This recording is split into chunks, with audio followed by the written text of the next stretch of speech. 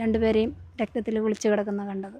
കുഞ്ഞവിടെ ഉണ്ടായിരുന്നു. കുഞ്ഞിൻ്റെ കരച്ചിൽ കേട്ടിട്ടാണ്. കോട്ടയം പൊൻകുന്നം തോണിപ്പാറയിൽ വാടക വീട്ടിൽ ദമ്പതികളെ മരിച്ച നിലയിൽ കണ്ടെത്തി. ആലപ്പുഴ മാന്നാർ സ്വദേശിയായിട്ടുള്ള സാജൻ, ഭാര്യ പൊൻകുന്നം സ്വദേശിയായിട്ടുള്ള അനീഷ എന്നിവരെയാണ് വീടിനുള്ളിൽ മരിച്ച നിലയിൽ കണ്ടെത്തിയത്. ഇവർക്കൊപ്പം 3 വയസ്സ് മാത്രം പ്രായമുള്ള ഒരു കുട്ടിയും ഉണ്ടായിരുന്നു. പൊൻകുന്നം തോണിപ്പാറയിലാണ് ഈ സംഭവം ഉണ്ടായത്. എനിക്ക് സമീപത്തായി കാണുന്ന ഈ ഒരു വീട്, ഈ വീടിൻ്റെ മുകൾ ഭാഗം ഈ സാജനും ഭാര്യയും ചേർന്ന് ഏതാണ്ട് ഒരാഴ്ചയ്ക്ക് മുമ്പ് വാടകയ്ക്ക് എടുത്താണ്. ഈ വാടക വീട്ടിലാണ് ഇരുവരും താമസിച്ച് വന്നിരുന്നത്. ഇന്നലെ രാത്രിയിൽ ഈ വീട്ടിൽ നിന്ന് ചെറിയ രീതിയിലുള്ള വാക്കുതർക്കങ്ങളും മറ്റും കേട്ടിരുന്നു എന്നുള്ളതാണ് ഈ വീട്ടുടമ പറയുന്നത്. എന്താണെങ്കിലും ഇവർ മുകളിലേക്ക് ചെന്ന് അന്വേഷിച്ചെങ്കിലും പിന്നീട് ശബ്ദങ്ങളൊന്നും കേൾക്കാത്തൊരു സാഹചര്യത്തിൽ കുടുംബ പ്രശ്നമാണത് പരിഹരിക്കപ്പെട്ടു എന്നുള്ളതാണ് ഈ വീട്ടുടമ ധരിച്ചത്. അതിനുശേഷം ഇന്ന് രാവിലെ ഏതാണ്ട് 7:30 കഴിഞ്ഞിട്ടും ഈ വാതിൽ തുറക്കാത്ത സാഹചര്യത്തിൽ വീട്ടുടമയ്ക്കൊരു സംശയം തോന്നുകയായിരുന്നു. ഇതിന് പിന്നാലെ ഈ സാജനെയും അനീഷയും തങ്ങൾക്ക് പരിചയപ്പെടുത്തി കൊടുത്ത ഇടനിലക്കാരനെ ഈ വീട്ടുടമ ബന്ധപ്പെടുകയായിരുന്നു. പിന്നീട് അദ്ദേഹവും അദ്ദേഹത്തിൻ്റെ ഒരു സുഹൃത്തും കൂടി ഇവിടെ എത്തി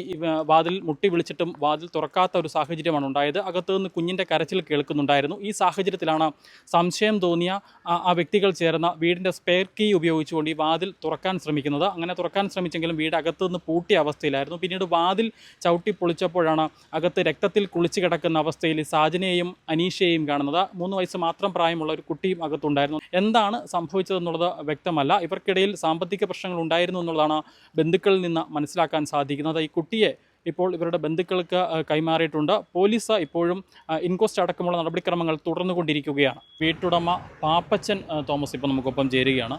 എത്ര നാളെ ഇവരുടെ വാടകയ്ക്ക് താമസത്തിൽ? കഴിഞ്ഞ 2-ാം തീയതി 3-ാം തീയതിയാണ് വരുന്നത്. അവിടെ നല്ല ഇടപെടലും കാര്യങ്ങളും കുഴപ്പമൊന്നും ഇല്ലായിരുന്നു. പക്ഷെ ഇന്നലെ ഞാൻ കണ്ട് ഞായറാഴ്ച സംസാരിച്ച പുള്ളിക്ക് ബിസിനസ്സിൽ കുഴപ്പമുണ്ടെന്ന് ഇങ്ങനെയാണ് എന്നോട് പറഞ്ഞായിരുന്നു. കൃത്യമായിട്ട് പറഞ്ഞില്ല. അടുത്ത 2 പോർഷനാണ് മോളെ. ഇപ്പോൾ ഒരു പോർഷൻ സ്ത്രീ താമസിക്കുന്നുണ്ട്. അവർ പറഞ്ഞു ഒച്ച കേട്ടു എന്ന് പറഞ്ഞു, കരച്ചിൽ.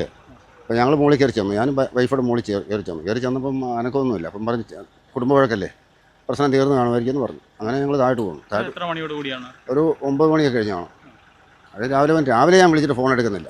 അപ്പോൾ എനിക്ക് സംശയം പോലെ തോന്നി. പിന്നെ അന്നേരം ഇവനെ പരിചയക്കാരൻ ഒരാളുണ്ടായിരുന്നു ഇവിടെ പരിചയപ്പെടുത്തിയത്, ആളെ വിളിച്ചു. അപ്പോൾ അവർ വന്നു കഴിഞ്ഞപ്പം ആ പുള്ളി കൂട്ടുകാരനെ വിട്ടു പുള്ളിക്ക് തുറക്കാൻ പേടി. ഞങ്ങൾ താക്കോൽ വേറെ ഉണ്ടല്ലോ, സ്പെയർ കീ ഉപയോഗിച്ച് തുറന്ന് അവർ വേറൊരാൾ വന്നിട്ട് തുറന്ന് ഒറ്റയ്ക്ക് പേടിയായിരുന്നു. തുറന്നു കഴിഞ്ഞപ്പോൾ ഇങ്ങനെ ആൾ പോയി കിടക്കാമെന്ന് പറഞ്ഞു. അങ്ങനെ കണ്ടപ്പോൾ പോലീസ് വിളിച്ചു. അന്നേരം 3 വയസ്സുള്ള കൊച്ചകത്തുണ്ടായിരുന്നു. പോലീസ് വന്നിട്ട് കൊച്ചിനെ ഞങ്ങളെടുത്തത്. ആൺകുട്ടിയോ പെൺകുട്ടിയോ? പെൺകുട്ടി 3 വയസ്സുള്ള പെൺകുട്ടി. ഇവർക്ക് സാമ്പത്തിക പ്രശ്നങ്ങളോ അങ്ങനെ എന്നോട് പറഞ്ഞായിരുന്നു. ഞായറാഴ്ച എന്നോട് പറഞ്ഞു സാമ്പത്തികമായിട്ട് ആരുടെ പൈസ മേടിച്ച് കൊടുക്കുന്നില്ല അതായതെന്നൊക്കെ പറഞ്ഞു. അപ്പോൾ ഞാൻ ഒരു ഉപദേശം എല്ലാം കൊടുത്തേ. വീട്ടിൽ ചക്ക മുറിച്ച് ഒരു വർഷം ചക്ക കൊണ്ടുപോയി ചെറുക്കം വന്ന് മേടിച്ചു. അത്രയും സംഭവം ഇന്നലെ കഴിഞ്ഞ് വൈകിട്ട് സംഭവം നടക്കും. അസ്വാഭാവികമായി വലിയ ശബ്ദങ്ങളൊന്നും കേട്ടില്ല. ഒച്ച കരച്ചിലൊച്ച കേട്ടപ്പോഴത്തേനെ അടുത്ത് താമസിക്കുന്നവർ എന്നെ വിളിച്ചപ്പോഴാണ് ഞങ്ങൾ ചെല്ലുന്നത്. ചെന്ന് നോക്കിയപ്പോൾ അവിടെ കൊണ്ട് അവസാനിച്ചു എന്നാണ് നമ്മൾ കരുതുന്നത്. പ്രശ്നം കുടുംബവഴക്കോലാണ് അവിടെ കൊണ്ട് തീർന്നല്ലോ, കിടന്ന് ഉറങ്ങാതിരിക്കുന്ന വിചാരിച്ചത്. ഞാൻ പകൽ ചോദിച്ചായിരുന്നു കള്ളു കുടിക്കാന്ന് വെച്ചാൽ വല്ലപ്പോഴും കഴിക്കുന്നു. കള്ളു കുടിക്കാതെ കിടന്ന് ഉറങ്ങാതിരിക്കുന്ന വിചാരിച്ചത്. കാരണം സംശയം തോന്നിയില്ല. അങ്ങനെ പിന്നെ രാവിലെ ആ സംശയം തോന്നിയത്. ഈ പ്രദേശത്തെ പഞ്ചായത്ത് അംഗമായിട്ടുള്ള ഷാക്കി സജീവൻ നമുക്കൊപ്പം ചേരുകയാണ്.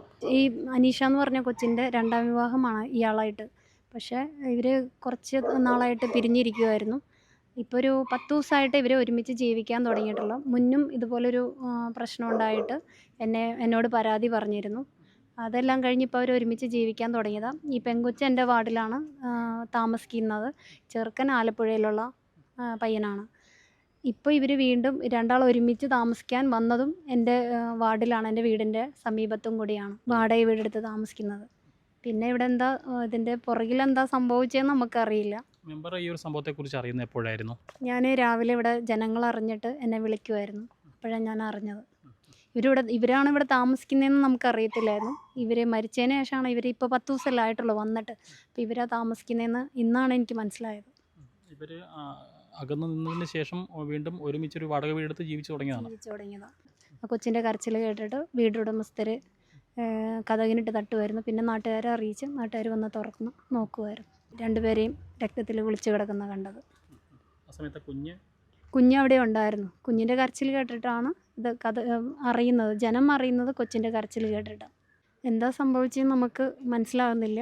പക്ഷേ കൊച്ചിൻ്റെ കാര്യം ഓർക്കുമ്പോൾ നമുക്ക് നല്ലൊരു വിഷമമുള്ള അവസ്ഥയിലാണ്. വീട്ടിലെ കിടപ്പുമുറിക്കുള്ളിൽ രക്തത്തിൽ കുളിച്ച അവസ്ഥയിലാണ് സാജൻ്റെയും ഭാര്യ അനീഷയുടെയും മൃതദേഹം കണ്ടെത്തുന്നത്. എന്താണ് സംഭവിച്ചതെന്നുള്ളത് ഈ ഘട്ടത്തിൽ വ്യക്തമല്ല. എന്താണെങ്കിലും ഇരുവരും തമ്മിൽ വാക്കുതർക്കമുണ്ടായതിനിടയിൽ ഭാര്യയെ കൊലപ്പെടുത്തിയതിന് ശേഷം സാജൻ ജീവൻ ഒടുക്കിയതാകാം എന്നുള്ളതാണ് പ്രാഥമിക നിഗമനം. എന്താണെങ്കിലും ഇൻക്വസ്റ്റ് അടക്കമുള്ള നടപടിക്രമങ്ങൾ പോലീസ് തുടർന്നുകൊണ്ടിരിക്കുകയാണ്. പോസ്റ്റ്മോർട്ടം നടപടിക്രമങ്ങൾ പൂർത്തീകരിച്ചതിന് ശേഷം മൃതദേഹം ബന്ധുക്കൾക്ക് വിട്ടു നൽകും. ഈ സംഭവത്തിൽ വിശദമായ അന്വേഷണം നടത്തുമെന്ന് പൊൻകുന്നം പോലീസ് വ്യക്തമാക്കി. കോട്ടയം പൊൻകുന്നത്ത് നിന്നും ക്യാമറമാൻ അരുൺ മലയിലിനൊപ്പം Rahul Irumpukuzhi, focus news TV.